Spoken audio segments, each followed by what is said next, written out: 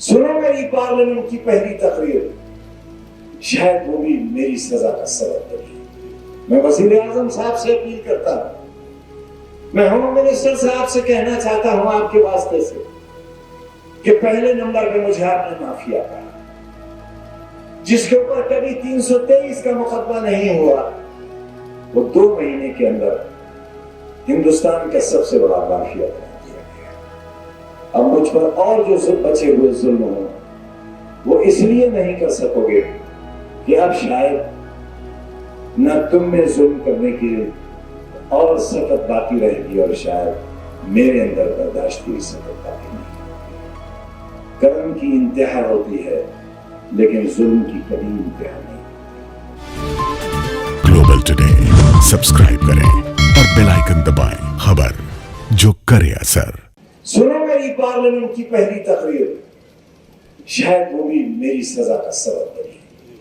उससे मैंने दावा किया था कि इस मेडिकल कॉलेज में 8 ऑपरेशन थिएटर है और न्यूयॉर्क में भी उससे अच्छा ऑपरेशन थिएटर नहीं होगा।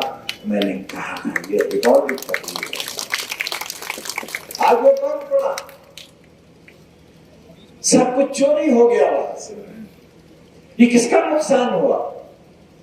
ये पूरी नेशन का नुकसान हुआ, ये नेशनल लॉस हुआ। ये मुजरिमाना अमल था। वहां गरीबों का इलाज होता था और आने वाले जमाने में न जाने कितना रिसर्च का काम होता वहां।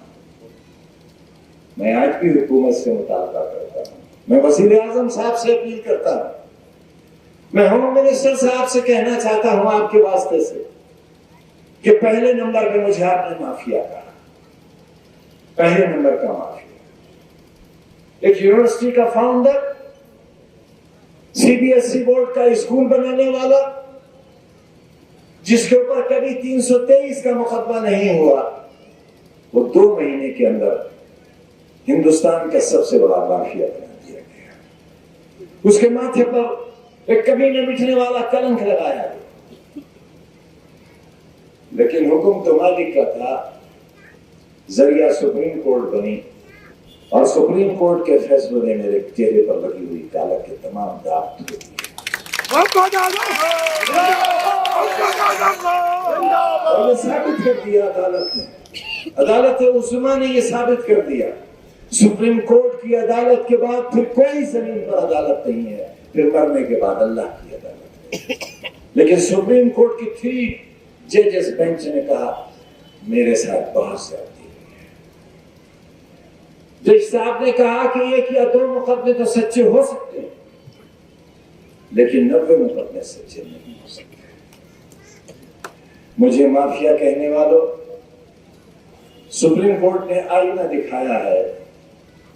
अब मुझ पर और जो बचे हुए जुल्म हो वो इसलिए नहीं कर सकोगे कि अब शायद न तुम में जुल्म करने की और सख्त बाकी रहेगी और शायद मेरे अंदर बर्दाश्त की सख्त बाकी नहीं होगी।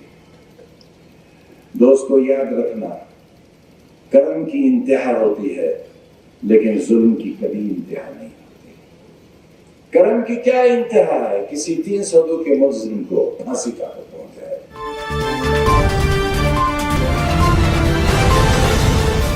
ग्लोबल टुडे यूट्यूब के साथ लाता है देश विदेश की ताज़ा खबरें और नए नए वीडियोस। हमें सब्सक्राइब करें और ताज़ा खबरों के लिए बेल बटन दबाएं। Global today. ग्लोबल टुडे, खबर जो करे असर।